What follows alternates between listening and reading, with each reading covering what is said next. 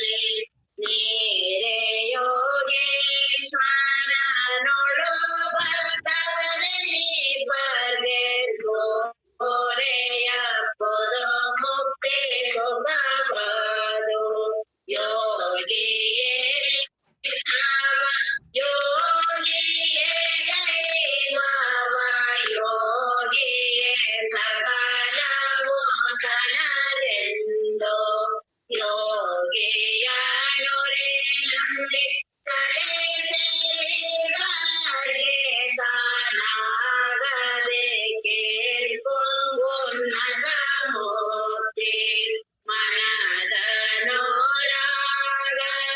ನೋರಾಗವಲರಿಯೇ ನಡೆ ನೋಡು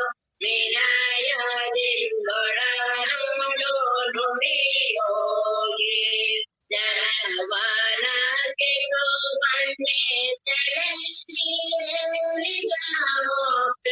ಜನಿ ಬೋದು ತೊನಿ ತಾಳೆ ಪರಿಯೋದು ತನಗೆ ಮಹಾಪಾಪ ಬೆರಿದೊಳ್ಳೊಡನೆ ತೊಟ್ಟನೆ ಕೆಟ್ಟವರ ಮುಕ್ತಿ ದೊರಕೊಳ್ಳೋ ಅನಿಕೆ ಕೇಳಲಿ ದೇವರ ಮೆಲ್ಲಡಿದರು ಕ್ಷಣ ಮಾತ್ರದಿಂದಿದು ಪರಮಾರ್ಥ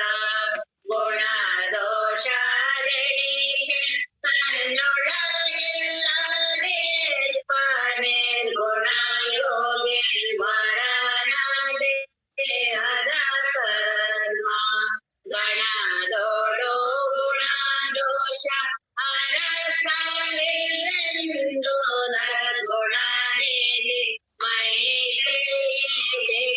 ಮೈಲಿಯೇನು ಅರಸದೆ ಗುಣದೋಷವನು ಯೋಗಿ ವರನೋಳು ನೆರೆ ಭಕ್ತಿ ಮಾಡಬಹುದು ಮುಕ್ತಿ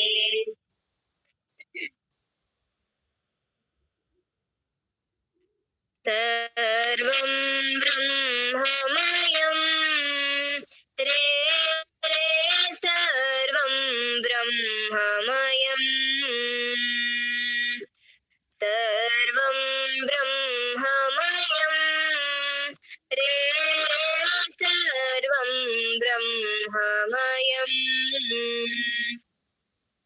किं वचनीयं किमवचनीयं किं वचनीयं किमवचनीयं किं रचनीयं किमरचनीयं किं रचनीयं किमरचनीयं सर्वं ब्रह्ममयं रे रे सर्वं ब्रह्ममयं सर्वं ब्रह्ममयं रे रे सर्वं ब्रह्ममयं किं पठनीयं किमपठनीयं किं पठनीयं किमपठनीयं किं भजनीयं किमभजनीयं किं भजनीयं किमभजनीयं सर्वं ब्रह्ममयं रे रे सर्वं ब्रह्ममयं सर्वं ब्रह्ममयं रे रे सर्वं ब्रह्ममयं किं बोद्धव्यं किमबोद्धव्यं किं बोद्धव्यं किमबोद्धव्यं किं भोक्तव्यं किमभोक्तव्यं किं भोक्तव्यं किमभोक्तव्यं सर्वं ब्रह्ममयं रे रे सर्वं ब्रह्ममयं सर्वं ब्रह्ममयं रे रे सर्वं ब्रह्ममयं सर्वत्र सदाहं साध्यानं सर्वत्र सदाहं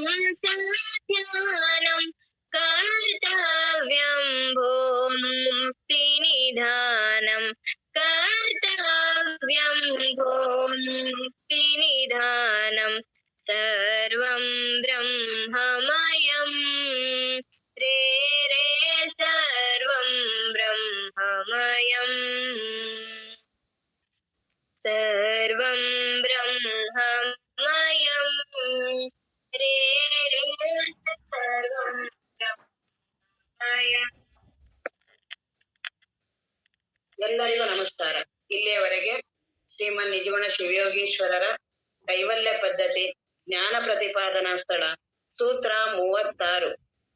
ನೋಡಿ ತಿಳಿಯಲು ತತ್ವಮಸಿ ವಾಕ್ಯದರ್ಥವನ್ನೇ ಕೂಡೆ ನಿಜ ಕೈಗೊಳ್ಳಬಹುದು ಗುರುವಿಡಿದು.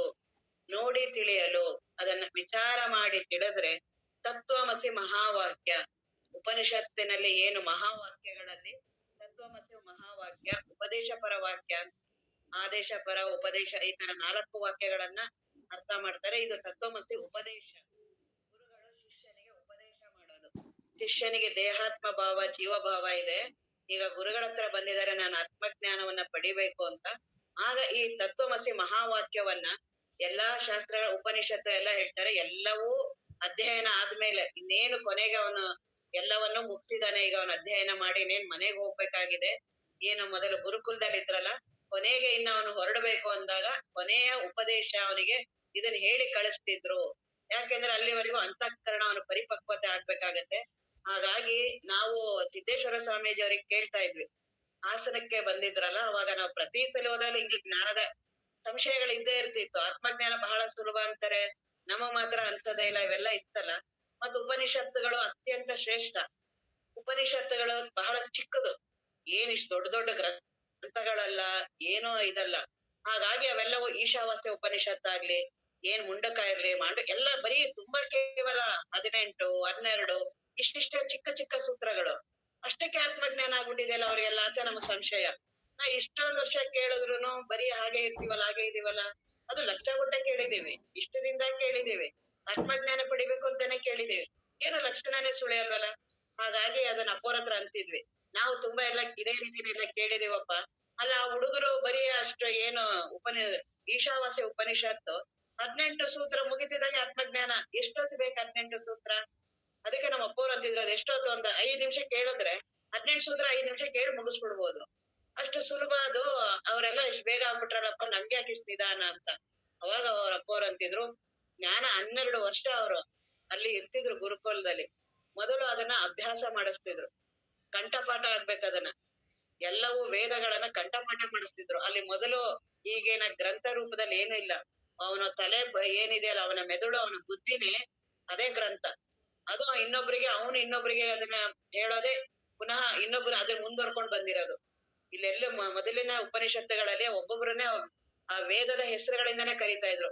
ಇವರು ಋಗ್ವೇದ, ಯಜುರ್ವೇದ, ಪೂರ್ತಿ ವೇದಗಳನ್ನ ಮೊದಲು ಕಂಠಪಾಠ ಮಾಡಿಸೋದು, ಅಧ್ಯಯನ ಮಾಡಿಸೋದು, ನಂತರ ಅವರಿಗೆ ಅದ್ರ ಬಗ್ಗೆ ಇದನ್ನ ಶ್ರವಣ ಮಾಡೋದು, ನಂತರ ಮನನ. ಏನ್ ಒಂದೇ ಸರಿ ಎಲ್ರಿ ಆಗತ್ತೆ ಅಂತ ಅಂತಿದ್ರು ನಮ್ಮ ಅಪ್ಪವ್ರು. ನಮಗ್ ಸಂಶಯ ಇರತ್ತಲ್ಲ, ಏನ್ ಉಪನಿಷತ್ತುಗಳನ್ನ ಚಿಕ್ಕದೆಲ್ಲ ಕೇಳಿದ್ರೆ ಆಗತ್ತೆ ಅಂತ. 12 ವರ್ಷ ಅವ್ರಿಗೆ ಜ್ಞಾನ, ಆತ್ಮಜ್ಞಾನ ಅಂತ ಹೇಳ್ತಿದ್ರು. ಜ್ಞಾನಕ್ಕೆ ಯಾವಾಗ್ಲೂ ಹೇಳ್ತಾರೆ, 12 ವರ್ಷ ಯಾರು ಅದನ್ನ ಸ್ಪಷ್ಟವಾಗಿ ತುಂಬಾ ತನ್ಮಯತೆಯಿಂದ ಕೇಳ್ತಾರೆ ಅವ್ರಿಗೆ ಆತ್ಮಜ್ಞಾನ ಅಂತ. ಆ 12 ವರ್ಷದಲ್ಲಿ ನಮ್ಮ ಮನಸ್ಸು ಎಷ್ಟು ಅದ್ರಲ್ಲಿ ತೊಡಗಿರತ್ತೆ, ಅದು ನಾವೇ ಸಾಕ್ಷಿ. ಅದನ್ನ ತೀವ್ರವಾಗಿ ಮೊದಲು ಗುರುಕುಲದಲ್ಲಿ ಏನಿತ್ತು, ವಿಷಯ ವಾಸನೆಗಳಿಗೆ ಜಾಸ್ತಿ ಪ್ರಬಲ ಪ್ರೋತ್ಸಾಹ ಇರ್ಲಿಲ್ಲ. ಈಗ ಆ ರೀತಿ ಇಲ್ಲ. ನಾವು ಅವುಗಳ ಮಧ್ಯದಲ್ಲೇ ಇರೋದ್ರಿಂದ ವಿವೇಕವನ್ನ ಕಡಿಮೆ ಮಾಡುತ್ತೆ, ಮತ್ತೆ ಬಯಕೆಯನ್ನ ಕಡಿಮೆ ಮಾಡೋದ್ರಿಂದ ಆತ್ಮಜ್ಞಾನ ಆಗ್ತಿಲ್ಲ. ನಾವು ಪ್ರತಿದಿನ ಕೇಳ್ತೀವಿ, ಹಾಗಂತ ನಮಗ್ ಇಷ್ಟ ಇಲ್ಲ ಅಂತ ಅಲ್ಲ. ಇಷ್ಟ ಇಲ್ಲ ಅಂದ್ರೆ ನಾವ್ ಬೆಳಗ್ಗೆ ಇಷ್ಟೊತ್ತಿಗೆ ಬರ್ತೀವಿ, ಕೇಳ್ಬೇಕು ಅಂತ ಯಾಕೆ ಅನ್ಸತ್ತೆ? ಗೊತ್ತಿದೆ ಇದ್ರ ಬಗ್ಗೆ. ತತ್ವಮಸಿ ಮಹಾವಾಕ್ಯ ಯಾರಿಗ್ ಗೊತ್ತಿಲ್ಲ? ಎಲ್ಲರಿಗೂ, ಅಧ್ಯಾತ್ಮ ಕ್ಷೇತ್ರದಲ್ಲಿ ಎಲ್ಲರಿಗೂ ಗೊತ್ತಿದೆ. ತತ್ವಮಸಿ ಮಹಾವಾಕ್ಯ ಗೊತ್ತಿಲ್ಲದೆ ಇರೋರು ಯಾರೂ ಇಲ್ಲ. ಎಲ್ಲರಿಗೂ ಅದ್ರ ಅರ್ಥನೂ ಗೊತ್ತಿದೆ. ಆಗ ಆತ್ಮಜ್ಞಾನ ಪಡಿಬೇಕು ಅನ್ನೋ ಬಯಕೆನೂ ಇದೆ, ಗುರುಗಳೂ ಇದ್ದಾರೆ, ಮಾರ್ಗವೂ ಗೊತ್ತಿದೆ, ಎಲ್ಲವೂ ಗೊತ್ತಿದೆ, ಆದ್ರೆ ಸುಳಿತಾ ಇಲ್ಲ ಆತ್ಮಜ್ಞಾನ. ಹಾಗಾದ್ರೆ ಎಲ್ಲೋ ಒಂದ್ ಸ್ವಲ್ಪ ತಪ್ಪು. ನಾವು ಅದನ್ನ ಅರಿಯುವ ರೀತಿ, ಅದ್ರ ಬಗ್ಗೆ ನಮಗಿರುವ ಸಂಶಯಗಳು, ಅದ್ರ ಬಗ್ಗೆ ನಮಗಿರುವ ಭ್ರಮೆಗಳು, ಇವುಗಳು ನಮ್ಮನ್ನ ಅಡ್ಡಿ ಮಾಡ್ತಿದೆ. ಆತ್ಮಜ್ಞಾನ ಲೇಟ್ ಇಲ್ಲ, ಬ್ರಹ್ಮವಸ್ತುವಿನ ಅನುಭವ ಲೇಟ್ ಇಲ್ಲ, ಅದ್ರ ಬಗ್ಗೆ ನನ್ನ ಏನು ಕಲ್ಪನೆಗಳಿದೆಯಲ್ಲ, ಇದೇ ನನ್ನನ್ನ ಅಡ್ಡಿ ಆತಂಕಗಳು. ಅದ್ರಲ್ಲೂ ತುಂಬಾ ಶಾಸ್ತ್ರಗಳನ್ನ ಕೇಳಿದ್ರೆ ಮಾಡಿದ್ರೆ ಬೇಗ ಆಗಲ್ಲ ಆತ್ಮಜ್ಞಾನ. ಬಹಳ ಏನು ಗೊತ್ತಿಲ್ಲದೆ ಸರಳವಾಗಿ ಬರ್ತಾರಲ್ಲ, ಅವ್ರಿಗೆ ಬಹಳ ಬೇಗ ಆಗತ್ತೆ. ಅದಕ್ಕೆ ನಮ್ಮ ಅಪ್ಪವ್ರು ಅದನ್ನ ಬಹಳ ಅಂತಿದ್ರು. ಹಳ್ಳಿಯವರಾಗ್ಲಿ ಮುಗ್ಧರಾಗ್ಲಿ ಅವ್ರು ಬಹಳ ಸ್ವಚ್ಛ ಸುಮ್ನ ಆರಾಮ್ ಇರ್ತಾರೆ. ಅವರಿಗೆ ಬರೀ ಒಂದು ಮಾತು ಹೇಳಿದ್ರೆ ಸಾಕು, ಅವ್ರು ಬಹಳ ನಂಬಿಡ್ತಾರೆ, ಮತ್ ಬಹಳವಾಗಿ ಅದನ್ನ ಅನುಭವಿಸ್ತಾರೆ. ನಾವು ಸಿಟಿಯವರು, ನಾವು ಬಹಳ ಬುದ್ಧಿವಂತರು ರೀ, ಎಲ್ಲವನ್ನೂ ಪ್ರಶ್ನೆ ಮಾಡೋದು. ಅದೆಂಗಾಗತ್ತೆ, ಇದೆಂಗಾಗತ್ತೆ, ಕೊನೆಯಲ್ಲಿ ಆ ಬುದ್ಧಿ ಏನ್ ಮಾಡಿದ್ರು ನೆಮ್ಮದಿಯಾಗಿರಕ್ ಬಿಡಲ್ಲ. ನಾವ್ ಅನ್ಕೊಂಡಿದೀವಿ ನಾವ್ ಬಹಳ ಬುದ್ಧಿವಂತರು, ಬುದ್ಧಿವಂತ ಯಾರಿರ್ತಾನಲ್ಲ ಅವ್ನು ಆರಾಮಿರಲ್ಲ. ಮನೆಯಲ್ಲೇ ನೋಡಿ ಯಾವ ಬುದ್ಧಿವಂತನಿಗೆ ಬಹಳ ಪ್ರೋತ್ಸಾಹ ಮಾಡ್ತಿರ್ತೀವಲ್ಲ, ಬಹಳ ಚೆನ್ನಾಗ್ ಓದಿದಾನೆ, ಬಹಳ ಚೆನ್ನಾಗ್ ಗಳಿಸ್ತಾ ಇದ್ದಾನೆ, ಬಹಳ ದುಡ್ಡು ಚೆನ್ನಾಗ್ ಇಡ್ತಾನೆ, ಅವ್ನ್ ಏನ್ ಮಾಡಿದ್ರು ಆರಾಮಾಗ್ ಮಲ್ಗಲ್ಲ ಅವ್ನು. ಬಿಡಲ್ಲ ಆ ಬುದ್ಧಿ ಮಲ್ಗೋದಿಕ್ಕೆ, ಜೀವನ ಮಾಡಕ್ಕೆ ಬಿಡಲ್ಲ. ಅದ್ರಿಗಿಂತ ಏನೋ ಅವನಿಗೆ ವಿದ್ಯೆದು ಅತ್ತಿಲ್ಲ, ಅವ್ನ್ ಆರಾಮಾಗಿದ್ದಾನೆ, ಏನ್ ಆರಾಮಾಗ್ ಊಟ ಮಾಡ್ದ ತಿಂದ ಏನಾಯ್ತಾ ಆಗ್ಲಿ, ಎಷ್ಟ್ ದುಡಿಬೇಕು ದುಡ್ದ ಆರಾಮ್, ಅವನ್ ಜೀವನ ಆರಾಮು. ವಿಪರೀತವಾಗಿ ಬುದ್ಧಿವಂತ ಇರ್ತಾನಲ್ಲ ಅವನ್ ಹಾಗೆಯೇ ಅಧ್ಯಾತ್ಮನು ವಿಪರೀತವಾದಕ್ಕೆ ನಮ್ಮ ಅಪ್ಪೋರೇನ ಭಗವತ್ ಚಿಂತನದಲ್ಲಿ ಎಲ್ಲ ಹೇಳ್ತಿರ್ತಾರೆ, ಏನ್ ಕೇಳಿರ್ತೀರಲ್ಲ ಅದನ್ನ ಮರ್ತ್ ಬಿಡ್ಬೇಕು ಅಂತ. ಆದ್ರೆ ಮರೆಯಕ್ಕಾಗಲ್ಲ ಮನಸ್ಸು. ಯಾವ್ದಾದ್ರು ಒಂದ್ ಶಬ್ದವನ್ನ ಕೇಳಿದ್ರೆ ಅದನ್ನ ಪುನಃ ಪುನಃ ಪುನಃ ಮಾತಾಡಿಸ್ತಿರತ್ತೆ, ಅದು ಗೊತ್ತಾಗಲ್ಲ. ನನ್ ಮನಸ್ಸೇ ಅದನ್ನ ಮಾತಾಡ್ತಿರತ್ತೆ. ಈಗ ತತ್ವಮಸಿ ಮಹಾವಾಕ್ಯ, ತತ್ವಮಸಿ ಇಷ್ಟ ಅಂದ ತಕ್ಷಣನೇ ಅದಷ್ಟೇ ಲಕ್ಷ್ಯ ಕೊಡಲ್ಲ, ಅದಕ್ ತಾನೇನೋ ಕೇಳಿರತ್ತಲ್ಲ ಅದ್ರದ್ದು ಮಾತಾಡ್ತಿರತ್ತೆ, ಹಿಂಗರ್ಥ ಹಂಗರ್ಥ, ಹಾಗ್ ಕೇಳಿದ್ದೀನಿ ಹೀಗ್ ಕೇಳಿದ್ದೀನಿ ಅವ್ರು ಹಿಂಗ್ ಹೇಳಿದ್ದಾರೆ, ಮಾತಾಡಕ್ ಪ್ರಾರಂಭ ಮಾಡೇ ಬಿಡುತ್ತೆ. ನಾನು ಕೇಳಿರುವ ಮಾತುಗಳೇ ನನ್ನ ಜ್ಞಾನವೇ ನನಗ ಅಡೆತಡಿ. ಹಾಗಾಗಿ ಈ ತತ್ವಮಸಿ ಮಹಾವಾಕ್ಯ ಇದೆಯಲ್ಲ ಅತ್ಯಂತ ಶ್ರೇಷ್ಠವಾದ ವಾಕ್ಯ. ಉತ್ತಮ ಮಧ್ಯಮ ಇವೆಲ್ಲ ನಾವ್ ತಲೆಗೆ ಹಾಕೊಳ್ಳೋದು. ಕನಿಷ್ಠ ನಾನು ಮಧ್ಯಮ ಎಲ್ಲ ತಲೆಯಿಂದ ತೆಗ್ದಾಕು. ಗುರುಗಳು ಹೇಳೋ ರೀತಿ ಅದನ್ನ ಹೇಳ್ತಿದ್ದಾರೆ ನೋಡಿ ತಿಳಿಯಲು. ಗುರುಗಳು ಹೇಳೋ ರೀತಿ ನೋಡು, ತಿಳಿ, ವಿಚಾರ ಮಾಡು, ಸುಮ್ನೆ ನಂಬೇಡ, ನಿನ್ನ ಅನುಭವಕ್ಕೆ ಬರೋ ಹಾಗೆ ವಿಚಾರ ಮಾಡು. ಅದು ನನ್ನ ಅನುಭವಕ್ಕೆ ಬರೋ ರೀತಿ ವಿಚಾರ ಮಾಡೋದು ಯಾವಾಗ ಅಂದ್ರೆ ಗುರುಗಳಲ್ಲಿ ಶ್ರದ್ಧೆ ಇದ್ರೆ, ಗುರುಗಳಲ್ಲಿ ಭಕ್ತಿ ಇದ್ರೆ, ಆತ್ಮಜ್ಞಾನವನ್ನ ಪಡಿಬೇಕನ್ನುವ ಇಚ್ಛೆ, ಈ ಮೂರ್ ಇರ್ಲೇಬೇಕು. ಈ ಮೂರಷ್ಟೇ ಅದಕ್ಕೆ ಅರ್ಹತೆ. ಬಾಕಿ ಇನ್ನೆಲ್ಲವೂ ಗೌಣ. ನೀನ್ ಏನಾರು ಆಗಿರೋ, ಹೇಗಾರು ಇರೋ, ವಿಪರೀತ ವಿಷಯ ವಾಸನೆಗಳಲ್ಲೇ ಮುಳುಗಿರೋ, ಕಾಮಕ್ರೋಧಾದಿಗಳೇ ಇರ್ಲಿ, ಏನಾದ್ರೂ ಇರ್ಲಿ, ಕೇಳುವ ಸಮಯದಲ್ಲಿ ಈ ಮೂರಿದ್ರೆ ಸಾಕು. ತೀವ್ರವಾದ ಬಯಕೆ, ಆ ಗುರುವಿನಲ್ಲಿ ಶ್ರದ್ಧೆ, ಆ ಮಾತಿನಲ್ಲಿ ತನ್ಮಯತೆಯಿಂದ ಆಲಿಸೋದು, ಮೂರಿದ್ರೆ ಈಗಲೇ ತತ್ವಮಸಿ ಮಹಾವಾಕ್ಯ ಅನುಭವ. ಅವುಗಳನ್ನ ತುಂಬಾ ಹಿಂಜಿ ಏನೋ ಏನ್ ಮಾಡಿದಾರೆ ತತ್ವಮಸಿ ಮಹಾವಾಕ್ಯವನ್ನ ಅಂದ್ರೆ ಬಹಳ ಅದ್ರ ಬಗ್ಗೆ ಬರ್ದಿದ್ದಾರೆ. ಏನು ಆಚಾರ್ಯರೆಲ್ಲ ಬಂದ್ರಲ್ಲ, 3 ಜನ ಆಚಾರ್ಯರು, ಮಧ್ವಾಚಾರ್ಯರು, ರಾಮಾನುಜಾಚಾರ್ಯರು, ಶಂಕರಾಚಾರ್ಯರು, ಎಲ್ಲರೂ ಇದ್ರ ಮೇಲೆ ಗ್ರಂಥಗಳನ್ನ ಬರ್ದಿರೋದು. ಅದರಲ್ಲಿ ಹೆಚ್ಚು ಬರ್ದಿರೋರು ಮಧ್ವಾಚಾರ್ಯರು. 20, ಇನ್ನು ಶಂಕರಾಚಾರ್ಯರದೇ ಕಡಿಮೆ ಇದೆ ಭಾಷ್ಯ. ಮಧ್ವಾಚಾರ್ಯರು 20 ಭಾಷ್ಯಗಳನ್ನ ಬರ್ದಿದ್ದಾರೆ.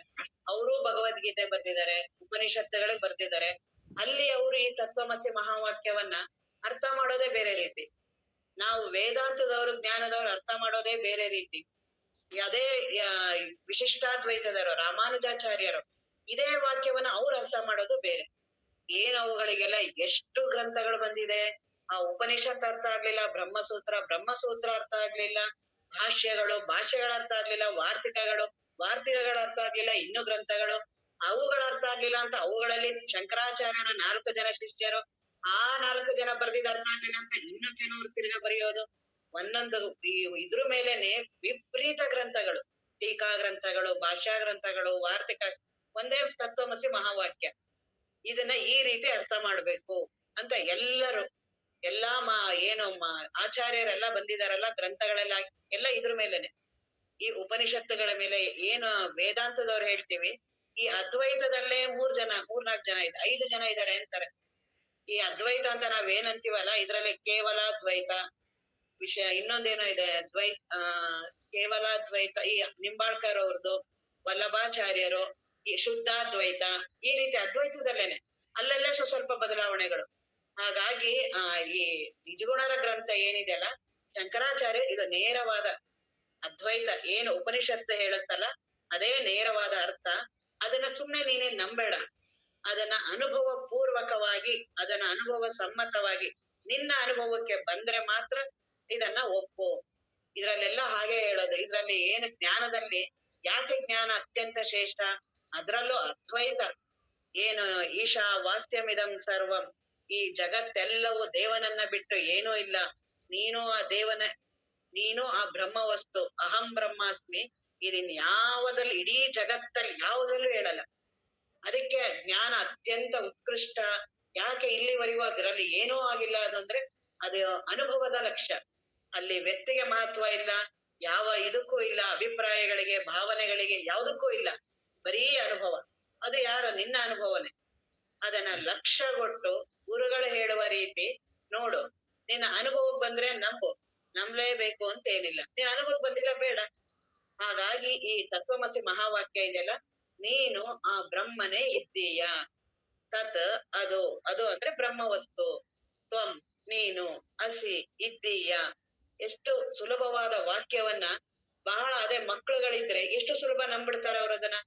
ಏನ್ ಜಾಬಾಲ ಇರ್ಲಿ, ಸತ್ಯಕಾಮ ಜಾಬಾಲ ಇರ್ಲಿ, ನಚಿಕೇತ, ಎಲ್ಲಾ ಚಿಕ್ಕ ಚಿಕ್ಕ ಹುಡುಗರು ಉಪನಿಷತ್ತಿನಲ್ಲಿ ಬಹಳ ಸ್ವಚ್ಛವಾದ ಮನಸ್ಸಿರತ್ತೆ.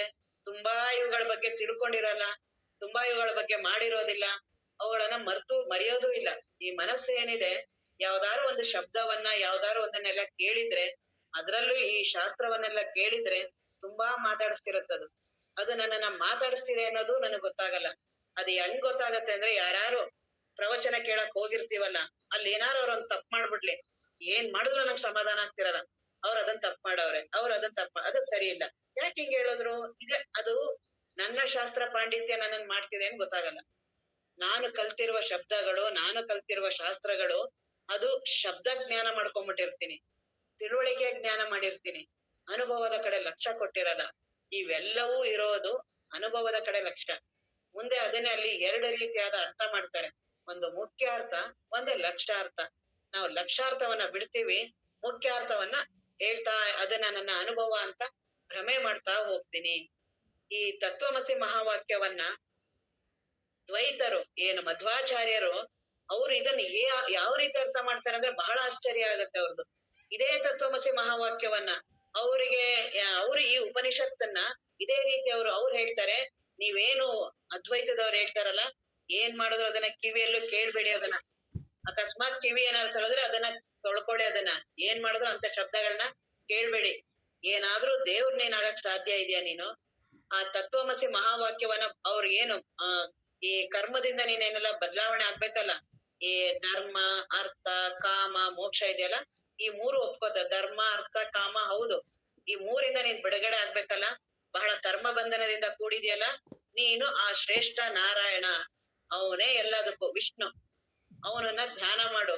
ಅವನು ನಿನಗೆ ಕರುಣೆ ಮಾಡಿದ್ರೆ ನಿನಗೆ ಅವನ ಹತ್ರ ಕರ್ಕೊಂಡು ಹೋಗ್ತಾನೆ, ಇಲ್ಲ ಅಂದ್ರೆ ನಿನಗ್ ಸಾಧ್ಯ ಇಲ್ಲ. ದೇವರಾಗಕ್ ನಿನ್ಗೆ ಏನ್ ಸಾಮರ್ಥ್ಯ ಇದೆ? ನಿನಗೆ ಏನ್ ಮಾಡ್ತೀಯ? ಗಿಡ ಮಾಡ್ತೀಯ, ಮರ ಮಾಡ್ತೀಯ, ಜಗತ್ತಲ್ಲಿ ನಿನ್ಗೆ ಏನಾದ್ರು ಮಾಡುವ ಸಾಮರ್ಥ್ಯ ಇದೆಯಾ? ಆರಾಮಾಗಿದ್ದು ಅನಿತ್ಯ ಅಂತೀಯಲ್ಲ ನೀನು, ಮಿಥ್ಯ ಅಂತೀಯಲ್ಲ ನೀನು. ಅದಕ್ಕೆ ಇಂಥ ಮಾತುಗಳನ್ನೆಲ್ಲ ಮಾತಾಡಿ ಪಾಪ ನರಕಕ್ಕೆ ಹೋಗ್ತೀಯ ನೀನು. ಇಂಥ ಮಾತುಗಳನ್ನ ಹಾಗೆ ಆಚರಣೆ ಮಾಡ್ತಾರೆ ಈಗ್ಲೂವೆ. ಮಧ್ವ ಪರಂಪರೆ ಏನಿದೆ ಈಗ್ಲೂ ಇದೇ ರೀತಿ ಆಚರಣೆ. ಏನು ಈಗ ಪೇಜಾವರ ಶ್ರೀಗಳನ್ನ ನಾವು ನೋಡಿದ್ವಲ್ಲ, ಅವ್ರು ಯಾವ ನಿಯಮಗಳನ್ನು ತಪ್ಪಿಸ್ತಿಲ್ಲ.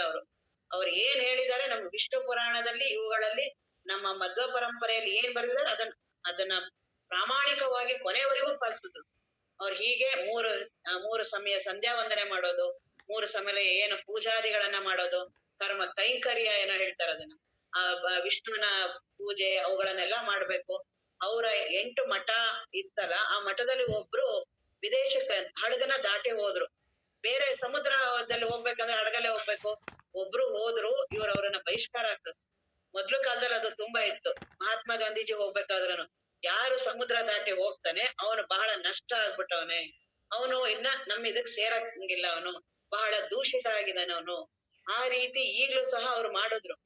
ಪೇಜಾವರ ಶ್ರೀಗಳು, ಆಯ್ತು ಕೊನೆಗೆ ಹೋಗಿದ್ಯಾ, ಬಂದಿದ್ಯಾ, ಶುದ್ಧೀಕರಣ ಮಾಡ್ತೀನಿ. ತುಳಸಿ ಇದು ಎಷ್ಟೋ 1 ಕೋಟಿನ 1 ಲಕ್ಷ ಅದನ್ನ ಮಾಡಿ ಶುದ್ಧೀಕರಣ ಮಾಡಿ ಆಮೇಲೆ ಬಂದು ನೀನು ಕೃಷ್ಣ ಪರಮಾತ್ಮನನ್ನ ಮುಟ್ಬೇಕು. ನೀನು ಸೇವಕ, ದೇವ್ರು ಅವನು ರಾಜ ಸೇವಕ, ಯಾವಾಗ್ಲಾರು ಒಂದಾಗಕ್ಕಾಗತ್ತ? ಅದಕ್ಕೆ ಈ ತತ್ವಮಸಿ ಮಹಾವಾಕ್ಯ ಇದೆಲ್ಲ ಅವ್ರು ಅರ್ಥ ಮಾಡೋದು ಈ ರೀತಿ. ಈಗ ಅದ್ರಲ್ಲಿ ವೇದದಲ್ಲೇ ಅರ್ಥ ಮಾಡಿದ್ದಾರೆ. ಏನದು, ಒಂದು ವಾಕ್ಯ ಇದೆ, ಅದರಲ್ಲಿ ಒಂದು ಯಜ್ಞದ ಇದಿದೆ, ಆದಿತ್ಯನೇ ಯೂಪ ಅಂತ ಒಂದು ಮಹಾವಾಕ್ಯ ಅಲ್ಲಿ ಉಪನಿಷತ್ತುಗಳ ವೇದದಲ್ಲಿ ಬರುತ್ತೆ. ಅಂದ್ರೆ ಏನು, ಆ ಸೂರ್ಯನೇ ಕೂಪ ಅಂದ್ರೆ ಯಜ್ಞಕ್ಕೆ ಒಂದು ಕಂಬವನ್ನ ಮಾಡಿರ್ತಾರೆ, ಆ ಕಂಬ ಆ ಸೂರ್ಯನ ಹಾಗೆ ಅಂತ, ಆದಿತ್ಯನೇ ಕೂಪ ಅಂತ ಆ ರೀತಿ ಉದಾಹರಣೆ ಮಾಡಿದ್ದಾರೆ. ಹಂಗಂತ ಕಂಬ ಏನಾದ್ರು ಸೂರ್ಯ ಆಗಕ್ಕಾಗತ್ತ? ಹಂಗೆ ಈ ಉಪನಿಷತ್ತಿನಲ್ಲಿ ತತ್ವಮಸಿ ಮಹಾವಾಕ್ಯ, ನೀನು ಆತ್ಮನ ವಸ್ತು ಹಂಗ್ ಇದೆಯಾ ಅಂತ ಹೇಳಿರೋದೇ ಹೊರ್ತು ನೀನ್ ಆತ್ಮವಸ್ತು ಆಗಕ್ ಸಾಧ್ಯನೇ ಇಲ್ಲ. ಅಂತದನ್ನೆಲ್ಲ ಮಾತಾಡಿ ಯೋಚನೆ ಮಾಡಿ ನೀನು ಪಾಪ ಕಟ್ಕೋತೀಯ. ಸುಮ್ನೆ ಭಕ್ತಿ ಮಾಡು, ವಿಷ್ಣುವಿನ ಭಕ್ತಿ ಮಾಡು, ಅವನೇ ಸರ್ವೋತ್ತಮ. ಎಲ್ಲಾ ವೇದಗಳು ಅಷ್ಟು ಏನು 4 ವೇದಗಳಿದೆಯಲ್ಲ, ಎಲ್ಲ ಅವನ ಮಹಿಮೆಯನ್ನ ಹೇಳಿರೋದು. ಅದನ್ನ ಕೇಳು, ಅದರಿಂದ ಕೇಳಿ ಒಳ್ಳೆ ಬದುಕನ್ನ ಬದುಕು. ಅವಾಗ ಅವನು ಅನುಗ್ರಹ ಮಾಡ್ತಾನೆ. ನೀನ್ ಅವನ ಹತ್ರ ಸಮೀಪಕ್ಕೆ ಹೋಗ್ಬೋದು. ಅವನ್ ನೀನ್ ಆಗಕ್ಕಾಗೋದಿಲ್ಲ. ವೈಕುಂಠ ಅಂತ ಒಂದಿದೆ, ವೈಕುಂಠದಲ್ಲಿ ಅವನು ಇರ್ತಾನೆ. ಅವನ ಸಮೀಪದಲ್ಲಿ ನೀನು ಸೇವಕನಾಗಿ ಇರೋದು, ಅದು ಅವನ ಅನುಗ್ರಹದಿಂದ. ಅದಕ್ಕೆ ಈ ತತ್ವಮಸಿ ಮಹಾವಾಕ್ಯ ಏನ್ ಅಂತಿರಲ್ಲ, ಏನ್ ಮಾಡಿದ್ರು ಇದನ್ನ ಅವ್ರು ಕೇಳೋದು ಇಲ್ಲ, ಸಮೀಪಕ್ಕೆ ಬರಲ್ಲ ಅವರು. ವಿಷ್ಣು ಕಂಚಿ ಇದು ಇದೆಯಲ್ಲ, ವಿಷ್ಣು ಕಂಚಿ ಶಿವಕಂಚಿ, ಅಲ್ಲೆಲ್ಲ ಅವ್ರು ಹಿಂಗೆ ಒಬ್ರ ಮುಖ ಒಬ್ರು ನೋಡಲ್ಲ ಅವರು. ಅಲ್ಲಿ ಎದೆದ್ರಿಗೆ ಇದೆ ಎರಡು, ಇವ್ರ ಮುಖ ಅವ್ರು ನೋಡಲ್ಲ, ಅವ್ರ ಮುಖ ಇವ್ರು ನೋಡಲ್ಲ. ಮತ್ ಶಂಕರಾಚಾರ್ಯರನ್ನ ಅಂತರ್ದೆ, ಇವರು ಮಧ್ವಾಚಾರ್ಯರ ಏನಿದೆಯಲ್ಲ ದ್ವೈತ ಪರಂಪರೆ, ಆ ಶಂಕರಾಚಾರ್ಯರಂತ ನೀವ್ ಏನ್ ಅಂತಿರಲ್ಲ, ಅವನು ಹಿಂದೆ ಮಾಯಾವಿ ರಾಕ್ಷಸ ಆಗಿದ್ದ. ಆ ರಾಕ್ಷಸನೇ ಈಗ ಶಂಕರಾಚಾರ್ಯರಾಗಿ ಬಂದಿರೋದು. ಏನ್ ಮಾಡಿದ್ರು ಅಂತ ಮಾತುಗಳನ್ನ ಕಿವಿಗೆ ಹಾಕೋಬೇಡಿ ಈ ತತ್ವಮಸಿ ಮಹಾವಾಕ್ಯಕ್ಕೆ. ಆ ತತ್ವಮಸಿ ಮಹಾವಾಕ್ಯಕ್ಕೆ ಆ ಮಧ್ವಾಚಾರ್ಯರು ಏನಂತ ಈ ರೀತಿ ಅದಿರೋದು ಅರ್ಥ. ಅಲ್ಲಿ ಏನಿರೋದು ಉಪನಿಷತ್ತಿನಲ್ಲಿ, ಸಾ ಆತ್ಮ ತತ್ವಮಸಿ ಅಂತಿದೆ. ಅದಕ್ಕೆ ಅವ್ರೇನಂತ ಅರ್ಥ ಮಾಡ್ತಾರೆ, ಸಾ ಆತ್ಮ ಅತತ್ವಮಸಿ, ನೀನು ಆ ದೇವ್ರು ಆಗೋದಿಲ್ಲ. ಅವ್ರ ಹಂಗೆ ಅರ್ಥ. ಏನ್ ಸಾಮರ್ಥ್ಯ, ಅವ್ರು ಅದಕ್ಕೆ ಬಹಳ ಚೆನ್ನಾಗಿ ಎಲ್ಲಾ ಉದಾಹರಣೆಗಳನ್ನು ಕೊಡ್ತಾರೆ. ನಿನಗೆ ಹೌದ್ ಅನ್ನಂಗೆ ಅನುಭವಕ್ಕೆ ಬರುವಾಗೆ ಹೇಳ್ತಾರೆ. ನೀನು ದೇವ್ರಾಗಿದ್ಯಾ, ಮಾಡಿ ಏನಾದ್ರು ಸೃಷ್ಟಿ ಮಾಡೋ ನೋಡೋಣ. ಕಣ್ ಮಾಡ್ತೀಯಾ, ಕಿವಿ ಮಾಡ್ತೀಯಾ, ಏನಾದ್ರು ಮಾಡ್ತೀಯಾ? ಏನಿದೆ ನಿನಗ್ ಸಾಮರ್ಥ್ಯ? ನಿನ್ ಮನೆಯಲ್ಲಿ ಏನಾದ್ರು ಮಾಡ್ತೀಯಾ, ಜಗತ್ತಿನಲ್ಲಿ ಏನಾದ್ರು ಮಾಡ್ತೀಯಾ? ಅಲ್ಪಜೀವಿ ನೀನು. ನಿನಗೆ ಎಷ್ಟು ಅಹಂಕಾರ, ನಾನ್ ದೇವ್ರನ್ನ ಮಾಡ್ತೀನಿ ಈ ರೀತಿ ಮಾಡೇನೆ ಹಿರಣ್ಯಕಶಿಪು ಆ ರೀತಿ ನರಕ ಮಾಡ್ದ. ಪ್ರಹ್ಲಾದ ಇದ್ದ ಗೊತ್ತಾ, ಅಲ್ಲಿ ಹಿರಣ್ಯಕಶಿಪು ಏನಂದ, ನಾನೇ ರಾಜ ಅಂದಲ್ವಾ, ನಾನ್ ದೇವ್ರು, ಎಲ್ಲಾರು ನನ್ನನ್ ಪೂಜೆ ಮಾಡಿ ಅಂದಲ್ವಾ ಹಿರಣ್ಯಕಶಿಪು. ಅದಕ್ಕೆ ಅವನು ನರಕಕ್ಕೆ ಹೋದ. ಹಾಗಾಗಿ ಆ ರೀತಿ ಅನ್ಬಾರ್ದು, ಅದು ಅತತ್ವಮಸಿ. ತತ್ವಮಸಿ, ನೀನ್ ಆ ದೇವ್ರು ಆಗೋದಿಲ್ಲ. ನಿನ್ನಲ್ಲಿ ಯಾವ ಗುಣಗಳು ಇಲ್ಲ. ಏನಿದೆ ನಿನ್ನಲ್ಲಿ? ಆ ಗುಣಗಳೆಲ್ಲ ಇದೆಯಾ? ಏನು ಸರ್ವಗುಣ ಸಂಪನ್ನ ಅವನು, ಅಖಿಲಾಂಡ ಕೋಟಿ ಬ್ರಹ್ಮಾಂಡ ನಾಯಕ ಅವನು. ಅದು ನಿನ್ನಲ್ಲಿ ಇದೆಯಾ? ಮತ್ತೆ ಹೆಂಗೆ ನೀನ್ ಆ ದೇವರಾಗ್ತೀನಿ ಅಂತೀಯ? ಹಾಗಾಗಿ ಈ ವಾದಗಳನ್ನೆಲ್ಲ ಯಾರು ಕೇಳ್ಬೇಡಿ. ಹಾಗಾಗಿ ಅವ್ರು ಕೇಳಕ್ಕೆ ಹೋಗಲ್ಲ, ನಮ್ ಸುದ್ದಿಗೆ ಬರಲ್ಲ ಅವ್ರು ಸುದ್ದಿನೇ ಬೇಡ, ನಮ್ದೇನಿದೆ ನಾವ್ ಮಾಡ್ಕೊಂಡು ಹೋಗ್ತೀವಿ. ಆಮೇಲೆ ಅವರ ಚಾಂದೋಗ್ಯ ಉಪನಿಷತ್ತಲ್ಲಿ ಬರೋದಿದು ತತ್ವಮಸಿ ಮಹಾವಾಕ್ಯ. ಅದರಲ್ಲಿ 6ನೇ ಅಧ್ಯಾಯದಲ್ಲಿ ಬರುತ್ತೆ, ಸದ್ವಿದ್ಯಾ ಪ್ರಕರಣ ಅಂತಿದೆ. ಆ ಸದ್ವಿದ್ಯಾ ಪ್ರಕರಣದಲ್ಲಿ ಇದು ಬರುತ್ತೆ. ಅಲ್ಲಿ 8ನೇ ಖಂಡದಿಂದ ಪ್ರಾರಂಭ ಮಾಡಿ 16ನೇ ಖಂಡದವರೆಗೂ ತತ್ವಮಸಿ ಮಹಾವಾಕ್ಯ. ಏನು ಉದ್ದಾಲಕ ಇವ್ರದೆಲ್ಲ ನಮ್ದು ಜ್ಞಾನದವ್ರ ರೀತಿ ನಾವ್ ಹೇಳ್ತೀವಿ. 16ರವರೆಗೂ ಏನ್ ಅಲ್ಲಿ ಭೇದ ಅನ್ನೋದೇ ಇಲ್ಲ, ಅಭೇದದ ಅಲ್ಲೆಲ್ಲ ಹೇಳ್ತಾರೆ. ನೀನ್ ಆ ದೇವರನ್ನ ಬಿಟ್ಟು ಏನೂ ಇಲ್ಲ ಅಂತ ಅದಕ್ಕೆಲ್ಲ ಉದಾಹರಣೆ ಮಾಡಿ. ಇವ್ರು ಅದನ್ನೇ ಈ ದ್ವೈತ ಪರಂಪರೆ 8ರಿಂದ 16 ನಾವೇನ್ ಅಭೇದ ಅಂತ ಹೇಳ್ತೀವಲ್ಲ, ಭೇದ ಇದೆ, ಅದೆಲ್ಲಾ ಸೂತ್ರಗಳು ಭೇದನೆ. ನೋಡಿ ಹಿಂಗ್ ಇದು ಅರ್ಥ ಮಾಡೋದು ಅಂತ ಅವ್ರು ಅದನ್ನು ಅರ್ಥ ಮಾಡಿದ್ದಾರೆ. ಹಾಗಾಗಿ ಅವ್ರೇನು ಈ ಜೀವಾತ್ಮ ಪರಮಾತ್ಮ ಇವರಿಬ್ರು ಒಂದಾಗ್ತಾರೆ. ಹೆಂಗಾಗ್ತಾರೆ? ಅವನು ಪೂರ್ಣ ಇದ್ದಾನೆ, ನೀನ್ ಅಲ್ಪ ಇದೆಯಾ, ಹೆಂಗ್ ಒಂದಾಗ್ತೀರಾ ನೀವು? ನೀನು ಸೇವಕ, ಅವನು ರಾಜ ಸೇವಕ. ಯಾವಾಗ್ಲಾರು ಒಂದಾಗಕ್ಕಾಗತ್ತಾ? ಇಬ್ರು ಬೇರೆನೆ. ಹಾಗಾಗಿ ಏನಾರು ಆ ರೀತಿ ಆಗ್ಬೇಕು ಅಂತಿದ್ರೆ ಅವನ್ನ ಭಕ್ತಿ ಮಾಡು, ಅವನ್ ಸೇವೆ ಮಾಡು, ಕೈಂಕರ್ಯಗಳನ್ನೆಲ್ಲ ಮಾಡು. ಅವನಿಗೆ ಒಲಿದ್ರೆ, ಅವನಿಗೆ ಮನಸ್ ಬಂದ್ರೆ ಅವನ ವೈಕುಂಠದಲ್ಲಿ ನಿನಗೆ ಸ್ಥಾನವನ್ನ ಕೊಡ್ತಾನೆ. ಈ ರೀತಿಯಾಗಿ ಅವ್ರ ತತ್ವಮಸಿ ಮಹಾವಾಕ್ಯವನ್ನ ಅರ್ಥ ಮಾಡ್ತಾರೆ. ಅವರಿಗೂ ನಮ್ಮ ಜ್ಞಾನದವರಿಗೂ ಎಷ್ಟು ವ್ಯತ್ಯಾಸ. ಅವ್ರು ಇದೇ ಭಗವದ್ಗೀತೆಯನ್ನು ಅರ್ಥ ಮಾಡ್ತಾರೆ, ಇದೇ ಉಪನಿಷತ್ತನ್ನ ಅರ್ಥ ಮಾಡ್ತಾರೆ. ಹಾಗಾಗಿ ಅದ್ರಲ್ಲಿ ಶಂಕರಾಚಾರ್ಯರ ಅದ್ವೈತವೇ ಶ್ರೇಷ್ಠವಾದ ಅದ್ವೈತ. ಅಲ್ಲಿ ಜೀವನನ್ನ ನನ್ನನ್ನ ಕಡಿಮೆನೇ ಮಾಡಲ್ಲ. ಅದಕ್ಕೆ ಜ್ಞಾನ ಅಷ್ಟು ಶ್ರೇಷ್ಠ. ಯಾವತ್ತೂ ನೀವ್ ಕಡಿಮೆ ಅಂತಾನೆ ಹೇಳಿಲ್ಲ. ಆ ಎಲ್ಲಾ ಪರಂಪರೆಗಳಲ್ಲಿ, ಎಲ್ಲಾ ಸಾಧನೆಗಳಲ್ಲಿ ನೀನ್ ಅಂತವ್ನು ಇಂಥವ್ರು, ನೀನ್ ಹಂಗ್ ಮಾಡು ಹಿಂಗ್ ಮಾಡು, ಬೇಡ್ಕೋ, ಅಳು ಮಾಡು, ಎಲ್ಲವೂ ಇಡೀ ಜಗತ್ತಿನ ಎಲ್ಲಾ ಸಂಪ್ರದಾಯಗಳು, ಎಲ್ಲಾ ಮತಗಳು, ಎಲ್ಲವೂ ಇದೇ ಹೇಳೋದು. ಜ್ಞಾನ ಒಂದೇ ಮಾತ್ರ ನೀನು ಅತ್ಯಂತ ಶ್ರೇಷ್ಠ. ವಿವೇಕಾನಂದರು ಅದನ್ನೆಲ್ಲ ಚೆನ್ನಾಗ್ ಬೈತಾರೆ. ಯಾರು ನಿನ್ನ ಪಾಪಿ ಅಂತಾರೋ ಅವನೇ ಪಾಪಿ, ಯಾರು ನಿನ್ನ ಅಲ್ಪಜೀವಿ ಅಂತಾರೋ ಅವನೇ ಅಲ್ಪಜೀವಿ. ಅವನ್ಗೆ ಹಂಗೆ ಅನ್ಬಿಟ್ಟು ನೀನ್ ಹೋಗು. ನೀನ್ ಯಾಕೆ ಅಲ್ಪಜೀವಿ ಆಗ್ತೀಯ? ನೀನು ಆತ್ಮಸ್ವರೂಪ ಇದೆಯಾ ನೀನು. ಅವ್ರು ಅದನ್ನ ಹೇಳ್ತಾರ, ಏಳು ಮೇಲೇಳೇಳು ಸಾಧುವೆ. ಅದನ್ನ ಬಹಳ ಚೆನ್ನಾಗ್ ಆಡ್ತಾರೆ ಅವ್ರು ವಿವೇಕಾನಂದರು. ನೀನು ಸಿಂಹ ಇದೆಯಾ, ಸಿಂಹ ಅಂದ ತಕ್ಷಣ ಈ ಸಿಂಹ ಅಲ್ಲ, ಪುರುಷ ಸಿಂಹ ಅಂದ್ರೆ ಆತ್ಮ ವಸ್ತು ಇದೆಯಾ ನೀನು, ಬಹಳ ಬಲಶಾಲಿ ನೀನು. ಈ ಸಣ್ಣ ದೇಹಾದಿಗಳಲ್ಲಿ ಮನಸ್ಸಾದಿಗಳನ್ನ ಭ್ರಮೆಯಿಂದ ತಿಳ್ಕೊಂಡಿದ್ಯಾ. ನೀನು ಆತ್ಮ ವಸ್ತು ಇದೆಯಾ, ಬ್ರಹ್ಮ ವಸ್ತು ಇದೆಯಾ, ಅಂತದನ್ನ ನೀನೇ ಇದೆಯಾ. ನೀನ್ ಏನೋ ಮಾಡಿ ಆಗೋದಿಲ್ಲ. ಮೊದಲೇ ನೀನ್ ಇದೆಯಾ. ಈಗ ಅದ್ರ ಬಗ್ಗೆ ತಪ್ಪು ತಿಳ್ಕೊಂಡಿದ್ಯಲ್ಲ, ಅದನ್ನ ತೆಗೆಯೋದೇ ಜ್ಞಾನ. ಆ ತತ್ವಮಸಿ ಮಹಾವಾಕ್ಯವನ್ನ ಈಗ ಗುರುಗಳು ಹೇಳ್ತಿದ್ದಾರೆ. ನಿಜಗುಣರು ಎಲ್ಲರೂ ಏನ್ ಹೇಳ್ತಾರೆ, ನೋಡಿ ತಿಳಿಯಲು ನೋಡು ವಿಚಾರ ಮಾಡು. ಆ ತತ್ವಮಸಿ ಮಹಾವಾಕ್ಯದ ಅರ್ಥ ಅದೇನ್ ಅರ್ಥ ಹೇಳ್ತಿದೆ ಅದನ್ನ ಏಕಾಗ್ರವಾಗಿ ಗುರುಗಳು ಹೇಳುವ ರೀತಿಯಾಗಿ ನೋಡು. ಗುರುಗಳು ಹೇಳಬೇಕಾದ್ರೆ ನಿನ್ನ ಎಲ್ಲಾ ಬುದ್ಧಿಗಳನ್ನು ಪಕ್ಕಕ್ಕೆ ತಂದಿಡು, ನಿನ್ನ ಎಲ್ಲಾ ವಿಚಾರಗಳನ್ನು ಪಕ್ಕಕ್ಕೆ ತಂದಿಡು. ಆಮೇಲೆ ದಿನದ 24 ಗಂಟೆ ಇದೆಯಲ್ಲ ಅಲ್ಲಿ ಮಾಡು. ಈಗ ಶ್ರವಣಾದಿಗಳಲ್ಲಿ ಸ್ವಲ್ಪ ಬಿಡು. ಅದಕ್ಕೇನೂ ಗೊತ್ತಿಲ್ಲ, ಮನಸ್ಸಿಗೆ ಗೊತ್ತಿಲ್ಲ, ದೇಹಕ್ಕೆ ಗೊತ್ತಿಲ್ಲ, ಅಹಂಕಾರಕ್ಕೆ ಗೊತ್ತಿಲ್ಲ, ಎಲ್ಲಾ ಬರೀ ಜಡ. ಅವ್ರಿವರಿಂದ ಕೇಳಿದ್ದು, ಅಲ್ಲಿ ಓದಿದ್ದು, ಇಲ್ಲಿ ಮಾಡಿರೋದು, ಇವುಗಳೇ ನನ್ನನ್ನ ಕಾಡ್ತಾರ. ಅವುಗಳನ್ನೆಲ್ಲ ಬಹುಬುದ್ಧಿಗಳನ್ನು ಇಕ್ಕಿ ಅವುಗಳನ್ನೆಲ್ಲ ಸ್ವಲ್ಪ ತೆಗಿ, ಹೌದೋ ಅಲ್ಲೋ ಅಂತ ವಿಚಾರ ಮಾಡು. ಅದನ್ನ ಇಲ್ಲಿ ಹೇಳ್ತಿದ್ದಾರೆ. ಕೂಡೆ ತಕ್ಷಣವೇ ಆತ್ಮಜ್ಞಾನ, ನಿಜ ಕೈವಲ್ಯಬಹುದು. ಆತ್ಮಜ್ಞಾನ ತಕ್ಷಣನೇ ಆಗತ್ತೆ. ನನಗ್ ಆಗ್ತಿಲ್ಲ ಅಂದ್ರೆ ನನ್ನ ಭಾವನೆಗಳು ನನಗೆ ಅಡೆತಡೆ ಮಾಡ್ತಿದೆ. ಅದನ್ನ ಯಾವ ರೀತಿ ತತ್ವಮಸಿ ಮಹಾವಾಕ್ಯವನ್ನ ಯಾವ ರೀತಿ ಚಿಂತನ ಮಾಡೋದು, ಯಾವ ರೀತಿ ನನ್ನ ಅನುಭವ ಬರೋ ಹಾಗೆ ನೋಡೋದು, ಅದನ್ನ ಈಗ ಮುಂದೆ ಹೇಳ್ತಾ ಹೋಗ್ತಾರೆ. ಆ ತತ್ವಮಸಿ ಮಹಾವಾಕ್ಯವನ್ನ ಉಪನಿಷತ್ತಿನಲ್ಲಿ, ಅದೇ ಉಪನಿಷತ್ತಿಗೇನು ದ್ವೈತರು ಅರ್ಥ ಮಾಡ್ತಾರಲ್ಲ ಅದನ್ನೇ ಅದ್ವೈತ. ಏನು ಶ್ರೇಷ್ಠವಾದ ಜ್ಞಾನದಲ್ಲಿ ಶ್ವೇತಕೇತು ಉದ್ದಾಲಕ ಅದು ಪ್ರಸಿದ್ಧವಾಗಿರೋದು. ತತ್ವಮಸಿ ಮಹಾವಾಕ್ಯ ಅಂದ ತಕ್ಷಣ ಅವ್ರಿಬ್ಬರ ಹೆಸರು ಬಂದೇ ಬರುತ್ತೆ, ತಂದೆ ಮಗ. ಶ್ವೇತಕೇತು ಹತ್ರನೇ ಅವರು ಎಲ್ಲ ಮಗ ಅಂತಿದ್ರೆ ಅವನಿಗೆ ನನ್ ಬಗ್ಗೆ ಎಲ್ಲ ಅಷ್ಟು ಅವನಿಗೆ ವಿದ್ಯೆ ಕಲಿಬೇಕು ಅಂತ ಅನ್ಸೋದಿಲ್ಲ. ಹಾಗಾಗಿ ಗುರುಗಳ ಹತ್ರ ಹೋಗ್ಲಿ ಅಂತ ಕಳಿಸ್ತಾರೆ. ಅವನು ಎಲ್ಲಾ ವಿದ್ಯೆಯನ್ನೆಲ್ಲ ಕಲ್ತ ತಕ್ಷಣ ಅವನಿಗೆ ಅನ್ಸಕ್ ಸ್ಟಾರ್ಟ್ ಆಗುತ್ತೆ, ನಾನು ನಮ್ಮ ಅಪ್ಪನಿಗಿಂತ ಜಾಸ್ತಿ ಕಲ್ತಿದ್ದೀನಿ. ಅವ್ರು ಕಲ್ತಿದ್ರೆ ಅವರೇ ನನ್ಗೆ ಅಲ್ಲಿ ಹೇಳ್ಕೊಡ್ತಾ ಇದ್ರಲ್ಲ, ಅವರೇ ಬೇರೆ ಗುರುಗಳ ಹತ್ರ ಕಳಿಸ್ತಿದ್ರು. ಹಾಗಾಗಿ ಅವ್ರಿಗಿಂತನೂ ನನ್ ಚೆನ್ನಾಗ್ ಗೊತ್ತಿದೆ ನನಗೆ ಅಂತ ಅಹಂಕಾರದಿಂದಾನೆ ಅದು ಅಹಂಕಾರ ಮಾಡ್ಸುತ್ತೆ. ಆ ವಿದ್ಯೆ ಅನ್ನೋದೇನೆ ಗೊತ್ತಿಲ್ಲದೆ ಸೂಕ್ಷ್ಮವಾಗಿ ಮಾಡ್ತಿರತ್ತೆ. ಅದ್ರಲ್ಲೂ ನಾವು ಪ್ರವಚನ ಹೇಳೋರಿಗೆ ಸ್ವಲ್ಪ ನಾವು ಕಲ್ತಿರೋರಿಗೆ ಜಾಸ್ತಿ ಇರತ್ತೆ, ಕೇಳೋರ್ಗ್ ಅಷ್ಟಿರಲ್ಲ. ಈ ಹೇಳೋರ್ಗ್ ಬಹಳ ಜಾಸ್ತಿ ಇರತ್ತೆ. ಅದ್ರಲ್ಲಿ ನಾವ್ ಹಿಂಗೆಲ್ಲ ಕಲ್ತಿದ್ರೆ ಹಿಂಗ್ ಅವ್ರ ಹಿಂಗ್ ಹೇಳಿದ್ರು, ಹಿಂಗ್ ಮಾಡಿದ್ರು, ನಾನ್ ಎಷ್ಟ್ ಚೆನ್ನಾಗಿ ಇವತ್ ಹೇಳ್ದೆ, ಎಲ್ಲರಿಗೂ ಅರ್ಥ ಆಯ್ತಲ್ಲ, ಎಲ್ಲರೂ ಎಷ್ಟ್ ಚೆನ್ನಾಗ್ ಹೊಗಳಿದ್ರು, ಅದೆಲ್ಲ ಅಹಂಕಾರದ್ದೇ ಮಾತುಗಳದು. ಹಾಗಾಗಿ ಒಂದು ಅನುಭವ ಅಲ್ಲ. ಈಗ ನಾನ್ ಹೇಳ್ತಿರೋದೆಲ್ಲ ಅನುಭವ ಇರುತ್ತೆ, ಎಲ್ಲ ಓದಿರ್ತೀನಿ, ಕೇಳಿರ್ತೀನಿ, ಎಲ್ಲ ಅದರದ ಅನುಭವ. ನಮ್ಮ ಅಪ್ಪವ್ರು ಇದ್ರಲ್ಲ ಅವರಿಗೆ ಅವ್ರದ್ದು ಅನುಭವದ ಮಾತುಗಳು. ಅಲ್ಲಿ ಅಹಂಕಾರಕ್ಕೆ ಅವಕಾಶವೇ ಇಲ್ಲ. ಅಲ್ಲಿ ಅಹಂಕಾರ ತನ್ನ ಏನು ಸುದ್ದಿನೇ ಇಲ್ಲ.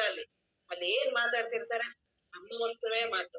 ಅದಕ್ಕೆ ಅವ್ರು ಏನ್ ಮಾತಾಡಿದ್ರು ಎಲ್ಲರಿಗೂ ಆರಾಮು, ನಾವೇನ್ ಮಾತಾಡಿದ್ರು ಎಲ್ಲರಿಗೂ ಸಂಘರ್ಷ. ಎಲ್ಲರಿಗೂ ನಮ್ ಮಾತು ಕೇಳಿದ್ರೇನೆ ಯಾಕೆ ಅವ್ರಿಗೆಲ್ಲ ಆವೇಶ, ಉದ್ವೇಗ, ಹೀಗೆ ಯಾಕೆ ಅಂದ್ರೆ ಅಹಂಕಾರದಿಂದ ಮಾತಾಡ್ತಿರ್ತೀವಿ. ಅವರು ಅಹಂಕಾರ ರಹಿತ ಬ್ರಹ್ಮ ವಸ್ತುವಿನಿಂದ ಮಾತಾಡ್ತಿರ್ತಾರಲ್ಲ, ಎಲ್ಲರಿಗೂ ಅವ್ರ ಮಾತು ತಣ್ಣಗೆ. ಅವ್ರ ಏನ್ ಹೇಳಿದ್ರು ಗುರು ವಚನವೇ ಸುದ್ದಿ, ಗುರು ವಚನವೇ. ಅವ್ರ ಎಲ್ಲೆಲ್ಲಿ ಏನೇನ್ ಸ್ಥಾನದಲ್ಲಿ ಪಾದ ಇಡ್ತಾರೆ ಅದೇ ತೀರ್ಥ ಕ್ಷೇತ್ರ, ಅದೇ ಎಲ್ಲ ಪಾವನ ಕ್ಷೇತ್ರಗಳು. ಯಾಕೆ ಅಲ್ಲಿ ಅಹಂಕಾರದ ಸುಳಿವೇ ಇಲ್ಲ.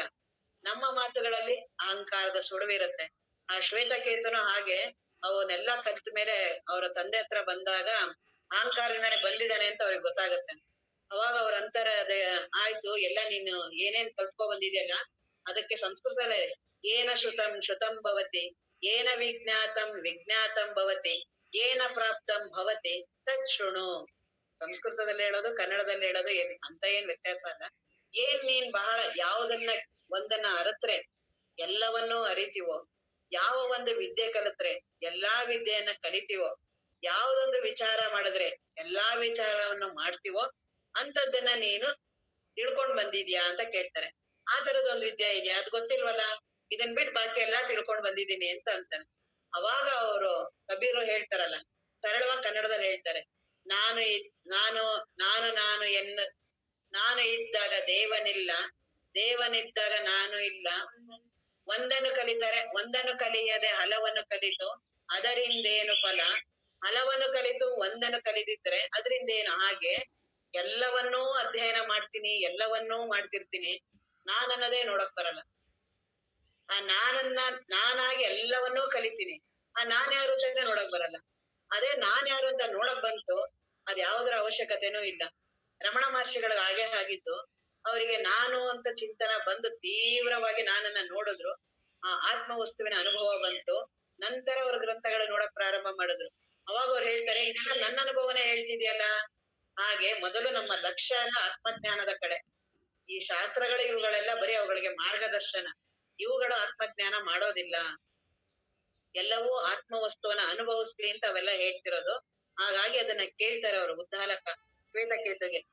ಎಲ್ಲವನ್ನು ಕಲ್ತಿದ್ದೀನಿ ಅಂತೆಲ್ಲ, ಯಾವ್ದನ್ನು ಕಲ್ತ್ರೆ ಎಲ್ಲವನ್ನು ಕಲ್ತಂಗಾಗುತ್ತೋ ಅಂತ ಬ್ರಹ್ಮ ವಿದ್ಯೆಯನ್ನ ಕಲ್ತಿದ್ಯಾ ಅಂತ. ಅವಾಗ ಅವ್ರು ಇಲ್ಲ ಅಂತ ಹೇಳಿದಾಗ ಅವರು ಹಲವು ಉದಾಹರಣೆಗಳ ಮೂಲಕ ಆ ಬ್ರಹ್ಮ ವಸ್ತುವಿನ ಅನುಭವವನ್ನ ಅವರಿಗೆ ಉಪದೇಶ ಮಾಡ್ತಾರೆ. ಅದೇ ತತ್ವಮಸಿ ಮಹಾವಾಕ್ಯ. ಅದು ಒಂದೊಂದೇ ಉದಾಹರಣೆಗಳನ್ನ, ಒಂದು ಮಣ್ಣಿನಿಂದ ಮಡಿಕೆಯನ್ನ ಮಾಡ್ತೀವಿ, ಕುಡಿಕೆ ಮಾಡ್ತೀವಿ, ಎಲ್ಲವನ್ನೂ ಮಾಡ್ತೀವಿ. ಮಣ್ ಬಿಟ್ಟು ಬೇರೆ ಏನಾದ್ರು ಇದೆಯಾ? ಹಾಗೆ ಬ್ರಹ್ಮ ವಸ್ತುವನ್ನ ಬಿಟ್ಟು ಜಗತ್ತಿನಲ್ಲಿ ಬೇರೆ ಏನೂ ಇಲ್ಲ. ನೀನು ಅಂತ ಏನಂತ್ಯ, ಜೀವ ನೀನಂತ್ಯ, ಆ ಬ್ರಹ್ಮ ವಸ್ತುವೇ. ಜೀವೋ ಬ್ರಹ್ಮ ಇವ ನಾಪರಹ, ಬ್ರಹ್ಮ ಸತ್ಯಂ ಜಗನ್ಮಿತ್ಯ, ಜೀವೋ ಬ್ರಹ್ಮೈವ ನಾಪರಹ. ಆ ಬ್ರಹ್ಮ ಒಂದೇ ಸತ್ಯ. ಈಶಾ ವಾಸ್ಯಮಿದಂ ಸರ್ವಂ ಯತ್ಕಿಂತ್ಯ ಜಗತ್ಯಾನ್ ಜಗತ್. ಬ್ರಹ್ಮ ವಸ್ತುವನ್ನ ಬಿಟ್ಟು ಜಗತ್ತನ್ನೋದು ಇಲ್ವೇ ಇಲ್ಲ. ಜಗತ್ತಂತ ಕಾಣಿಸ್ತಿದ್ರು ಅದು ಬ್ರಹ್ಮನ, ಅವನಿಂದನೇ ಪ್ರಕಟ ಆಗಿರೋದೇ ಹೊರ್ತು ಇನ್ನೊಂದ್ ಬೇರೆ ಏನೂ ಇಲ್ಲ. ಏಕಮೇವ ಅದ್ವಿತೀಯ ಬ್ರಹ್ಮ. ಬ್ರಹ್ಮ ವಸ್ತು ಒಂದು ಬಿಟ್ಟು ಬೇರೆ ಏನೂ ಇಲ್ಲ. ಹಾಗೆ ಆ ಮಣ್ಣಿನ ಉದಾಹರಣೆ ಕೊಟ್ಟು ಅದನ್ನೊಂದು ಹೇಳ್ತಾರೆ. ಇನ್ನೊಂದು ಹೇಳ್ತಾರೆ ಮರದ. ಈಗ ಒಂದು ಮರ ಇದೆ, ಅದಕ್ಕೆಲ್ಲಾ ಭಾಗಗಳಿದೆ, ಅದು ಟೊಂಗೆ ಇದೆಲ್ಲ ಇದೆ ಅಲ್ಲ, ಅವುಗಳನ್ನ ಕತ್ತರಿಸಿದ್ರು ಮರಕ್ಕೆ ಏನಾರ ಆಗತ್ತಾ? ಹಾಗೆ ಆದ್ರೆ ಮರದ ಒಳಗಡೆ ಏನು ಜೀವ, ಅದು ಬೇರನ್ನ ತೆಗೆದ್ರೆ ಮರ ಒಣಗೋಗುತ್ತೆ. ಹಾಗೆ ನನ್ನ ದೇಹ, ನನ್ನ ಕೈ ತೆಗೆದ್ರು ನಾನು ಇರ್ತೀನಿ, ಕಾಲ್ ತೆಗೆದ್ರು ನಾನು ಇರ್ತೀನಿ, ನನ್ನ ಅವಯವಗಳ ತೆಗೆದ್ರು ಇರ್ತೀನಿ. ಆದ್ರೆ ಒಳಗಡೆ ಇರುವ ಜೀವ ಚೈತನ್ಯವೇ ಹೊರಟೋದ್ರೆ ದೇಹ ಹೋಗುತ್ತೆ, ನಾನು ಹೋಗಲ್ಲ, ಚೈತನ್ಯ ಇರ್ತೀನಿ. ಇವುಗಳ ಒಳಗಡೆ ಪ್ರಕಟ ಆಗಿರ್ತೀನಿ ಅಷ್ಟೇನೆ, ನಾನ್ ಯಾವಾಗ್ಲೂ ಇರ್ತೀನಿ. ಹಾಗಾಗಿ ಆ ಬ್ರಹ್ಮ ವಸ್ತು ನೀನೇ ಇದೆಯಾ, ಆ ಚೈತನ್ಯ ಈ ದೇಹದೊಳಗಡೆ ಪ್ರಕಟ ಆಗಿದೆ. ಈ ದೇಹ ಹೋದ ತಕ್ಷಣ ಚೈತನ್ಯ ಹೋಗಿದೆ ಅಂತ ಇಲ್ಲ. ಆಗ ತಿರ್ಗಾ ಶ್ವೇತಕೇತು ಕೇಳ್ತಾನೆ, ಹಾಗಾದ್ರೆ ನಾವ್ ಯಾಕೆ ಆತ್ಮವಸ್ತು ನೋಡಕ್ ಆಗೋದಿಲ್ಲ, ನಮ್ಗೆ ಯಾಕೆ ಆತ್ಮವಸ್ತು ಕಾಣೋದಿಲ್ಲ? ಅವಾಗ ಅವರೊಂದು ಆಲದ ಮರದ ಉದಾಹರಣೆ ಕೊಡ್ತಾರೆ. ಆಲದ ಬೀಜ, ಆ ಬೀಜ ತಗೊಂಡ್ ಬಾ, ಅದನ್ನ ತೆಗಿ, ಅದ್ರೊಳಗಡೆ ಸಣ್ಣ ಬೀಜ ಇದೆ. ಆ ಸಣ್ಣ ಬೀಜದಿಂದ ಇಡೀ ವೃಕ್ಷವನ್ನ ಆಗತ್ತಲ್ಲ, ಅದನ್ನ ನೋಡೋದು ಕಾಣಿಸುತ್ತ ನಿನಗೆ ಅಂತ.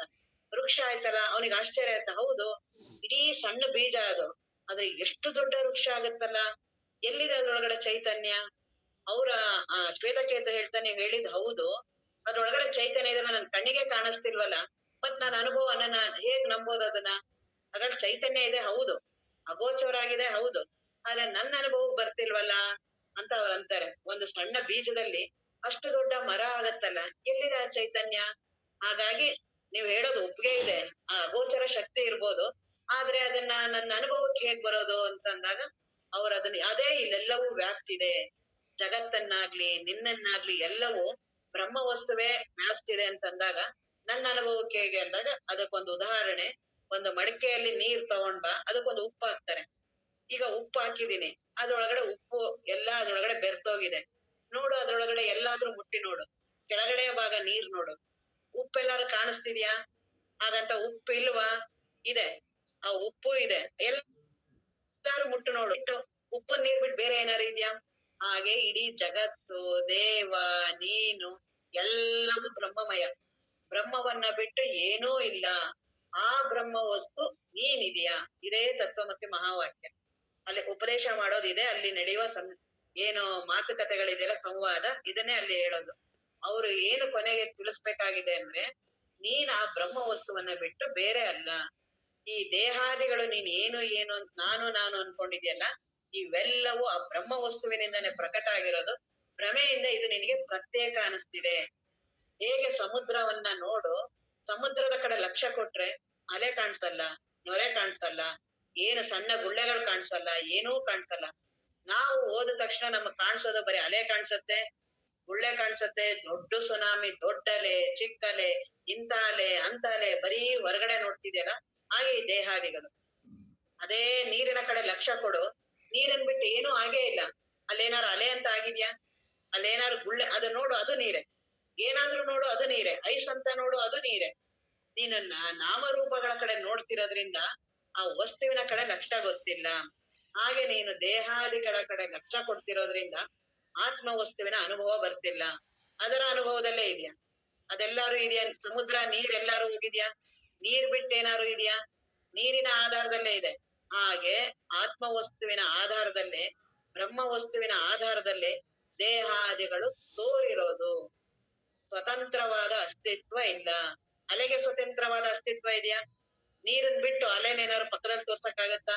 ನೀರ್ ಬಿಟ್ಟು ಗುಳ್ಳೆ ಹಾಗೆ ಈ ದೇಹವು ದೇಹ ಇವೆಲ್ಲ ಬರೀ ಕಾಣಿಸ್ತಾ ಇದೆ. ಅದನ್ನ ಮುಂದೆ ಮುಖ್ಯಾರ್ಥ ಲಕ್ಷ್ಯಾರ್ಥ ಅಂತ ಮಾಡ್ತಾರೆ. ಮೊದಲು ತತ್ ಏನ್ ಆತ್ಮವಸ್ತುವಿನ ಬಗ್ಗೆ ಮೊದ್ಲು ಮುಖ್ಯಾರ್ಥ ಹೇಳ್ತಾರೆ. ಮೊದ್ಲು ದೇಹಾದಿಗಳನ್ನ ನೀನ್ ಅನ್ಕೊಂಡಿದ್ಯಲ್ಲ, ಇದು ಮುಖ್ಯಾರ್ಥ. ಅದೇ ಲಕ್ಷ್ಯಾರ್ಥ. ಇವುಗಳಿಗೆಲ್ಲಾ ಸಾಕ್ಷಿ ಇದೆಯಾ ನೀನು, ಅದು ಲಕ್ಷ್ಯಾರ್ಥ. ಮುಂದೆ ಈ ಜಗತ್ತು ಅಂತ ಇದೆ, ದೇವ ಈಶ ಅಂತೆಲ್ಲ ಇದೆಯಲ್ಲ, ಇದು ಮುಖ್ಯಾರ್ಥ. ಅದೆಲ್ಲವೂ ಉಪಾಧಿಯಿಂದ ನಿನಗೆ ಅನ್ಸಿರೋದು ಜೀವ ಅಂತ. ಇವ್ಯಾವೂ ಇಲ್ಲ, ಇರೋದೇ ಅಖಂಡವಾದ ಚೈತನ್ಯ ವಸ್ತು ಅನ್ನೋದು ಲಕ್ಷ್ಯಾರ್ಥ.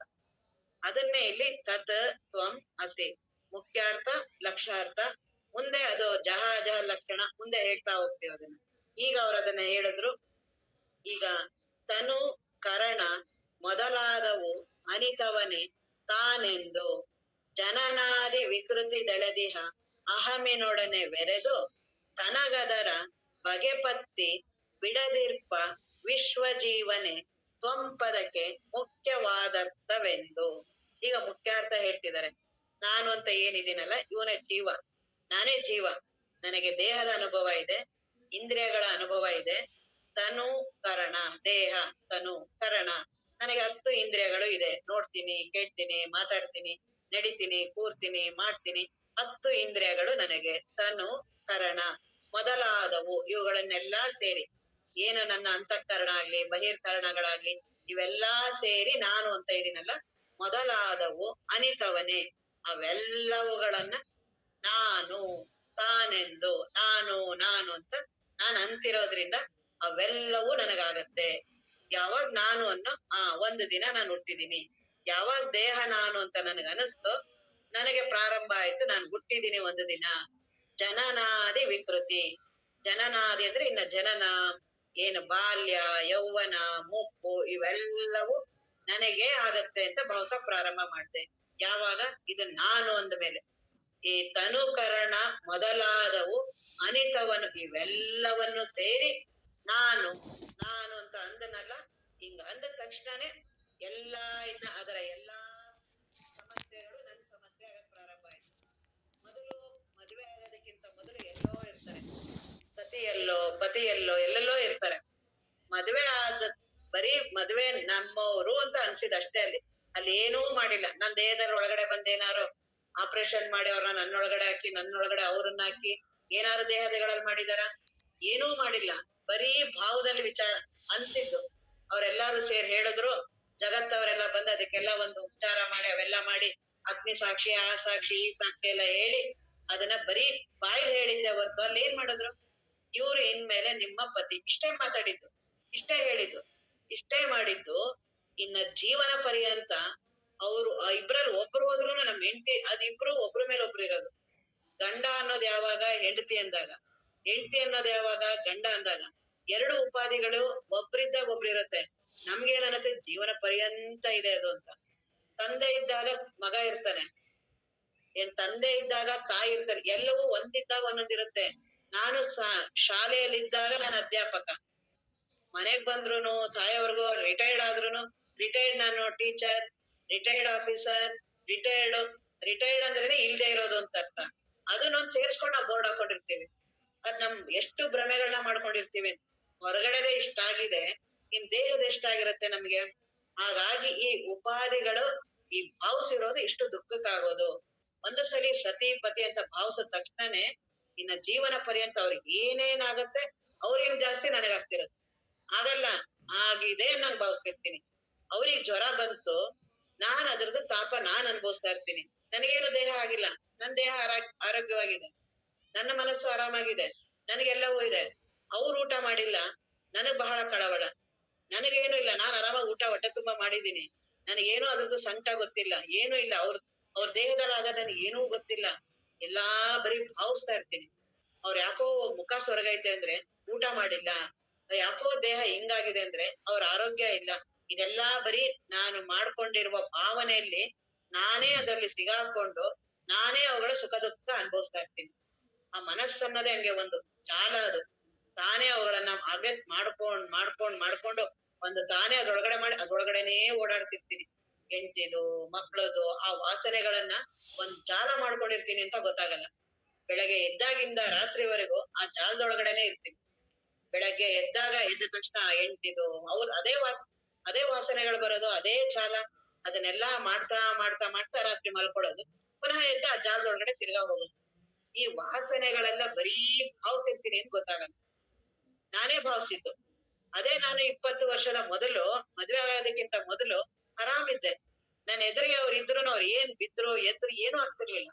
ನಮ್ಮ ಮನೆ ಎದುರುಗಡೆನೆ ಇರ್ಲಿ, ಎಲ್ಲವರೂ ಇರ್ಲಿ, ಅದೇ ಒಂದು ಸಲಿ ಭಾವಿಸಿದಾಗ ಅವ್ರು ಮಾತ್ರ ಅಲ್ಲ, ಇನ್ ಅವ್ರ ಅಪ್ಪ ಅಮ್ಮ, ಅವ್ರ ಅಕ್ಕ ತಂಗಿರು, ಅವ್ರ ವಂಶಸ್ಥರು, ಅವ್ರೆಲ್ಲಾರ್ದು ಆಗಕ್ ಸ್ಟಾರ್ಟ್ ಆಗತ್ತಲ್ಲ. ಬರೀ ಭಾವನೆ, ಅಲ್ಲಿ ಏನೂ ಕ್ರಿಯೆಗಳು ನಡೆದಿಲ್ಲ. ಒಂದು ಭಾವನೆ ಹೊರಗಡೆದೆ ಇಷ್ಟೊಂದೆಲ್ಲ ಮಾಡುತ್ತೆ. ಇನ್ನ ದೇಹ ನಾನು ಹೊಂದಿರುವ ಭಾವನೆ, ಅದಕ್ಕೆ ನನಗ್ ಅಷ್ಟೊಂದು ಭ್ರಮೆ ಅದು. ಅದಕ್ಕೆ ಇಷ್ಟೊಂದೆಲ್ಲಾ ಕೇಳಿದ್ರು ಮಾಡಿದ್ರು ಅದ್ರಲ್ಲೇ ಯಾಕಿರ್ತೀನಿ ಅಂದ್ರೆ ಭ್ರಮೆ ಕಳ್ಕೊಳಕ್ಕೆ ಇಷ್ಟ ಆಗಲ್ಲ. ಕೇಳೋದು ವಾಪಸ್ ಆ ಭ್ರಮೆಲೇ ಇರೋದು, ಕೇಳೋದು ಅದ್ರಲ್ಲೇ ಇರೋದು. ಅವ್ರು ಅದನ್ನ ಹೇಳ್ತಿದ್ದಾರೆ ಈಗ. ತನು, ಕರಣ ಮೊದಲಾದವು, ದೇಹ, ಈ ಇಂದ್ರಿಯಗಳು, ಇವೆಲ್ಲಾ ನಾನು ಅಂತ ಏನೀಗ ಇದೆಯಲ್ಲ ನೀನು, ಇವುಗಳನ್ನೆಲ್ಲ ನಾನು ಅಂತ ನೀನ್ ಅಂತಿದ್ಯಾ. ತಾನೆಂದು ನಾನೇ ಆಗಿದ್ದಾಗ ಗೊತ್ತಾಗಲ್ಲ ನಾನು ಅಂತಿದ್ದೀನಿ ಅಂತ. ನಾನು ಪ್ರತ್ಯೇಕ ಆದಾಗ ಮಾತ್ರ ಇವುಗಳನ್ನೆಲ್ಲ ನಾನ್ ಅಂತಿದ್ದೀನಿ. ಅವುಗಳ ಪ್ರತ್ಯೇಕ ಹೇಗಾಗೋದು ಅನ್ನೋದನ್ನ ಹೇಳ್ತಿದ್ದಾರೆ. ತಾನೆಂದು ಯಾವಾಗ ನಾನು ಅಂತ ನೀನ್ ಅಂದೋ ಇವುಗಳನ್ನೆಲ್ಲ, ನೀನ್ ಅದರದೆಲ್ಲಾ ಸುಖ ದುಃಖಗಳನ್ನು ಅನುಭವಿಸಕ್ಕೆ ಪ್ರಾರಂಭ ಮಾಡ್ತೀಯ. ಜನನಾದಿ ವಿಕೃತಿ, ಇನ್ನ ನಾನ್ ಒಂದಿನ ಹುಟ್ಟಿದೀನಿ, ಒಂದು ದಿನ ನಾನು ಯೌವನಕ್ ಬಂದೆ, ಉಪ್ಪುಗಾಯ್ತು, ದೇಹಕ್ಕಾಗುವ ಕಾಯಿಲೆಗಳು, ಹಸಿವೆ ತೃಷೆಗಳು, ಮನಸ್ಸಿಗಾಗುವ ಕಾಮಕ್ರೋಧಾದಿಗಳು, ಇವುಗಳನ್ನ ಯಾವಾಗ ನಾನು ಅನ್ನೋ ಎಲ್ಲಾ ಪ್ರಾರಂಭ. ಹಾಗಾಗಿ ಜನನಾದಿ ವಿಕೃತಿ ತಡೆದ ಅಹಂ, ಈ ಅಹಂ ಅನ್ನೋದೇ ನನ್ಗೆಲ್ಲಾ ಬಂಧನಕ್ಕೂ ಕಾರಣ. ಈ ಅಹಂ ನಾನು ಅನ್ನುವ ಅದು ಬರೀ ಒಂದು ಭಾವನೆ, ವಸ್ತು ಅಲ್ಲ. ಗೊತ್ತೇ ಆಗಲ್ವಲ್ಲ ಅದು ವಸ್ತು ಅನ್ನಂಗ್ ಹೆಂಗೆ ಮಾಡಿದೆಯಲ್ಲ ನನಗೆ. ಅಹಂ ಅನ್ನೋದು ಸುಮ್ನೆ ಒಂದು ಭಾವನೆ. ಆ ಅಹಂ ಭಾವನೆ ಬಂತು, ಅಜ್ಞಭ್ರಮೆ, ಕರ್ಣಭ್ರಮೆ, ಇಂದ್ರಿಯ ಭ್ರಮೆ, ಬರೀ ಸುಮ್ನೆ ಒಂದು ಭಾವನೆ. ಆದ್ರೆ ಒಂದು ಭಾವನೆನೇ ಇಷ್ಟೊಂದು ಮಾಡುತ್ತಲ್ಲ ನನಗೆ. ಎಷ್ಟು ಜನ್ಮಾಂತರಗಳಿಗೆ ಕಾರಣ ಆಗಿದೆ. ದೇಹದ ಎಲ್ಲಾದ್ರಕ್ಕಿಂತ ದೇಹದ್ದು ಮುಪ್ಪಿನ ಕಾಲದ ಏನು ಆ ಸುಖ ದುಃಖಗಳಾಗತ್ತಲ್ಲ, ಕಾಯಿಲೆಗಳನ್ನಾಗ್ಲಿ, ಮೋಹ ಮಮಕಾರಗಳಾಗ್ಲಿ, ರಾಗದ್ವೇಷಗಳನ್ನ ಸುಮ್ನೆ ಬರೀ ಒಂದು ಭಾವನೆ ಮೇಲೆ, ನಾನು ಅನ್ನುವ ಒಂದು ಭಾವನೆ ಮಾಡಿದ್ದಕ್ಕೆ ಇನ್ನು ಎಲ್ಲಾ ಅನುಭವಗಳನ್ನು ಸುಮ್ನೆ ಅನುಭವಿಸ್ತೀನಿ. ಆ ಅಹಂ ಭ್ರಮೆ ಅನ್ನೋದು ಅದು ಭ್ರಮೆ ಅಂತಾರೆ. ಈಗ ಪತಿ ಅನ್ನೋದು ಒಂದು ಭ್ರಮೆನೋ, ಸತಿ ಅನ್ನೋದು ಒಂದು ಭ್ರಮೆನೋ, ಒಂದು ಭಾವನೆನೋ, ನಿಜವಾಗ್ಲೂ ವಸ್ತು ಅಂತ ಇದೆಯಾ ಅಲ್ಲಿ? ಹಿಂಗ್ ವಿಚಾರ ಮಾಡಕ್ಕೆ ಬಿಡೋದಿಲ್ಲ.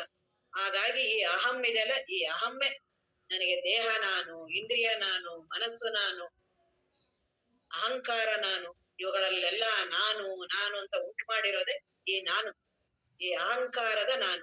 ಆ ನಾನನ್ನೋದೇನು? ಬರೀ ಒಂದು ಭಾವನೆ. ನಿದ್ರೆಯಲ್ಲೇ ಭಾವನೆ ಇರಲ್ಲ, ಆರಾಮ್ ಇರ್ತೀನಿ, ಏನೂ ಇಲ್ಲ, ದೇಹದ ಅನುಭವ ಇಲ್ಲ, ಮನಸ್ಸಂದಿಲ್ಲ, ಜಗತ್ತಂದಿಲ್ಲ, ಯಾವುದರ ಅನುಭವ ಇಲ್ಲ.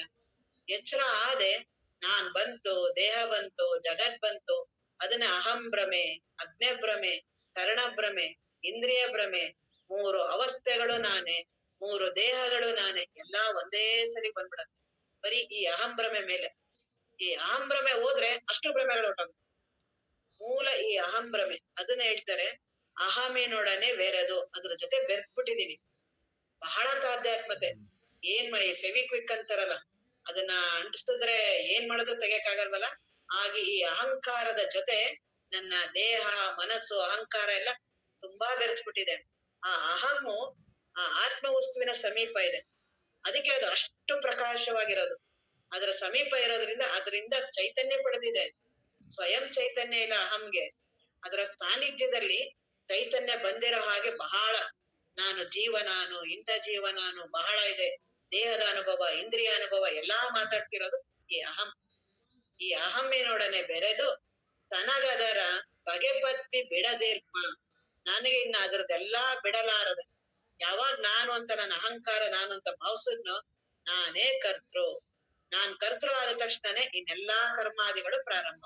ನಾನಂತ ಪ್ರಾರಂಭ, ನನ್ನವರು, ನಂದು, ನಾನ್ ಹಿಂಗ್ ಮಾಡ್ಬೇಕು, ನಾನು ಹಾಗ್ ಮಾಡ್ಬೇಕು, ನಾನು ಇಂಥವನು, ನನ್ ಜೀವ, ದೇಹ ನಾನು, ಹೆಣ್ಣು ನಾನು, ಗಂಡು ನಾನು, ಇಂಥ ಜಾತಿ, ಇದೆಲ್ಲ ಒಂದೇ ಸರಿ ಬಂತು. ಯಾವಾಗ ಅಹಂ ಅಂದು ಇಷ್ಟು ಬಂತರ ಇವನಿಗೆ ವಿಶ್ವಜೀವ ಅಂತ ಅಂತಾರೆ. ವಿಶ್ವಜೀವ ಇದಕ್ಕೆ ತ್ವಂಪದಕ್ಕೆ ಮುಖ್ಯ ಅರ್ಥ. ಇದು ಮುಖ್ಯ ಅರ್ಥ, ಸುಮ್ನೆ ಸಾಮಾನ್ಯವಾದ ಅರ್ಥ. ಅದರ ಲಕ್ಷಾರ್ಥವನ್ನ ಮುಂದೆ ಹೇಳ್ತಾರೆ, ಅದನ್ನ ನಾಳೆ ನೋಡ. ಪೂರ್ಣಮದ ಪೂರ್ಣಮಿದಂ ಪೂರ್ಣಾತ್ ಪೂರ್ಣಮುದಚ್ಯತೆ ಪೂರ್ಣಸ್ಯ ಪೂರ್ಣಮಾದಾಯ ಪೂರ್ಣಮೇವಾವಶಿಷ್ಯತೆ. ಓಂ ಶಾಂತಿ ಶಾಂತಿ ಶಾಂತಿ. ಶ್ರೀ ಗುರುವೇ ಅರುಣಿ ಶರಣ.